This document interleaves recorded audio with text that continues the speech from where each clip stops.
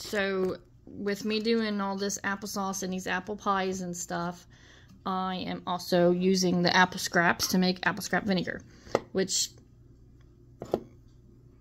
is a lot like the apple cider, with the exception of, you know, the apple cider vinegar that you buy, with the exception it's not made with cider, it's made with scraps and water and sugar. So anyhow, I'm using just a big old pickle jar here, as you can see, and you got to fill it up 3/4 of the way full or so with your scraps, your peels, your cores, whatever you want to put in there, apple-wise, put it in there, and then once I get 3/4 of the way or so full, I'll put in my liquid and then I'll show you. So let me finish filling her up. Okay, so it takes 1 tablespoon of sugar for every 1 cup of water. I mixed 10 and 10 up here. And now you just stir it till it dissolves.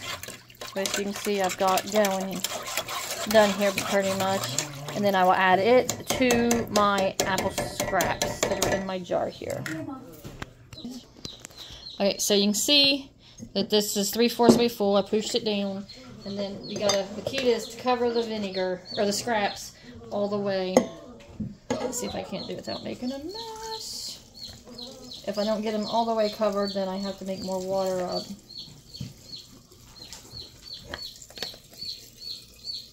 Oh, perfect. Just like canning, I need to leave some head space, which worked out really well. These need to be all underwater here. So, there you go. And then I cover this with a coffee filter. So, and then I cover it with a coffee filter or a cloth or whatever. And then I set the jar in a warm, dark place for 2 weeks. And then stir it, and occasionally, and if there's any scum floating on top, remove it off. It's kind of like, you know, your fermenting stuff here. So, after 2 weeks, we'll strain the scraps and stuff, and then we'll take her from there. But for now, I've got this getting ready to cover it loosely here, so. But this is in my book here, under apple scrap vinegar, and there's your directions and stuff like that on it. But the book is The Ultimate Preserving Guide to Fill Your Pantry. It's on Amazon. I've linked it. You've probably heard me talk about it before. But apple scrap vinegar is in there, and that's not the right page. Anyhow, get it covered, and then we're going to put it up. Anyhow, you got to leave a coffee filter or a cloth or something so that this can be allowed to breathe. If you got a rubber band, it makes life easier.